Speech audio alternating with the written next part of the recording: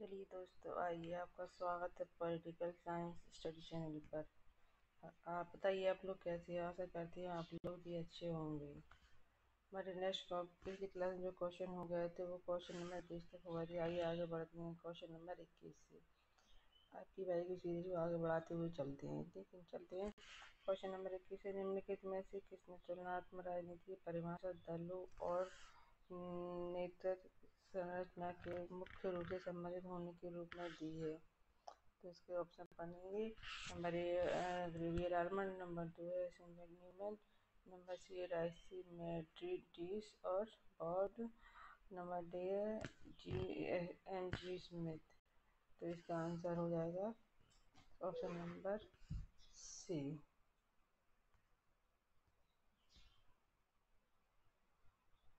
Question number next आगे बढ़ते हैं। द प्रेसिडेंशियल रिपब्लिक पुस्तक के लेखक कौन है? Option number A G Blondel, number D B है डोरोथी विकल्प, नंबर सी है वॉल्टर विजोट, नंबर डी है ई एच कार। इसका आंसर है option number A Jean Blondel. Next question आगे बढ़ते हैं। Question number 23। नीचे एसेशन और रीजन दिया है, इन दोनों को पढ़िए और आंसर बताइए। रीजन एसेशन यानी कथन है। तुलनात्मक राजनीति के सिस्टम के सिद्धांत में समस्या बनाए रखने के लिए आगमन संरचना और निगम संरचना के मध्य संतुलन को मान्यता दी गई है। रीजन दिया सिस्टम के सिद्धांत की आलोचना यथा पूर्व स्थिति पर निर्देशन के रूप में की जाती है। तो क्वेश्चन नंबर 23 का आंसर है ये, और भी दोनों सही है लेकिन ये अंक की व्याख्या नहीं करता है। तो ऑप्शन नंबर बी सही है। क्वेश्चन नंबर 24 पर बढ़ते हैं।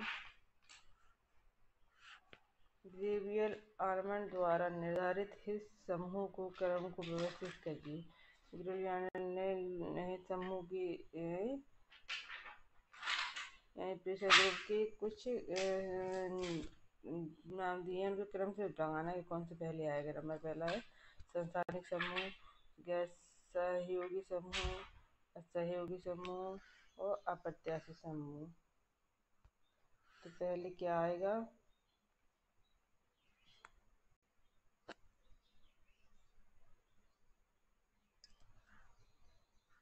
संस्थानिक समूह, गैर समूह समझ। इसके ऑप्शन यहाँ है C B D A C D B, B D A C, D A C B. तो इसका आंसर हो जाएगा बी।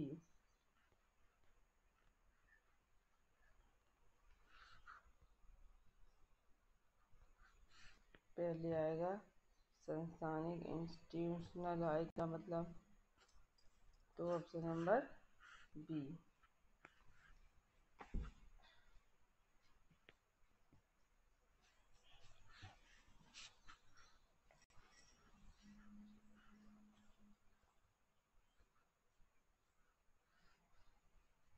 चलिए नेक्स्ट क्वेश्चन पढ़ते हैं। Question number 25। निम्नलिखित में से कौन सा एक सुमेलित नहीं है?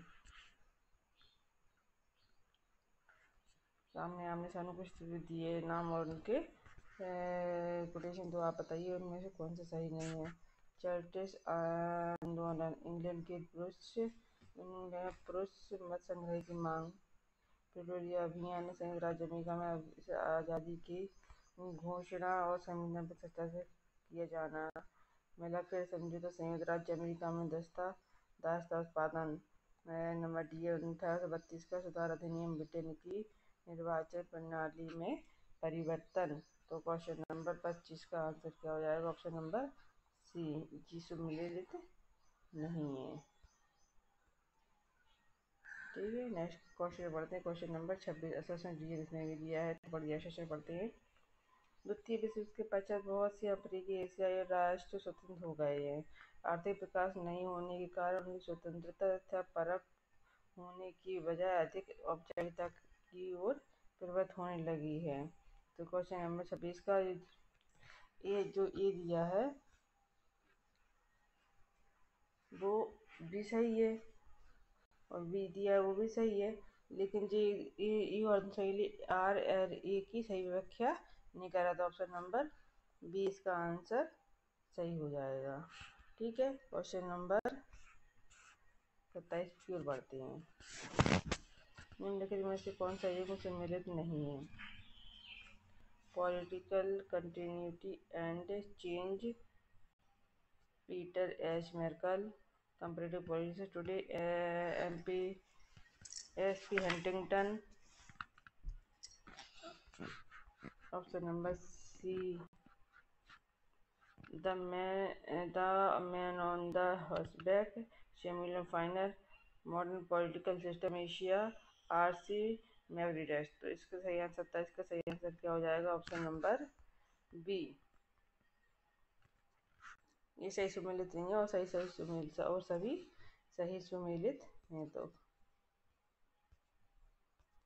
27 नंबर का क्वेश्चन नंबर 27 का ऑप्शन नंबर बी। चलिए नेक्स्ट क्वेश्चन पे पढ़ते हैं। 28,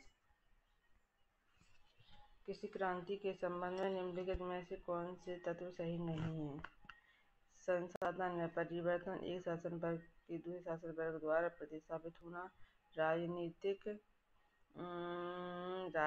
संस्थाओं में रूपभेद, और नंबर डी है सामाजिक आर्थिक और राजनीतिक संरचनाओं में मौलिक परिवर्तन। 28 नंबर का है चारों के चारों। ओके, चारों ऑप्शन आया ए बी सी डी, इसका आंसर हो जाएगा डी। चलिए क्वेश्चन नंबर 29 पे बढ़ते हैं। सरकार की एक एकात्मक प्रणाली के बारे में कौन सा कथन सही है? एकात्मक प्रणाली है तो एकात्मक प्रणाली में कौन कौन से गुण होते हैं वे बताना, और जो नहीं होगा वो आंसर माना जाएगा। ठीक है, यह राष्ट्र की एकता और अखंडता को सुदृढ़ रखने में सर्वाधिक प्रभावशाली है, सही है। सही है, आप बताना।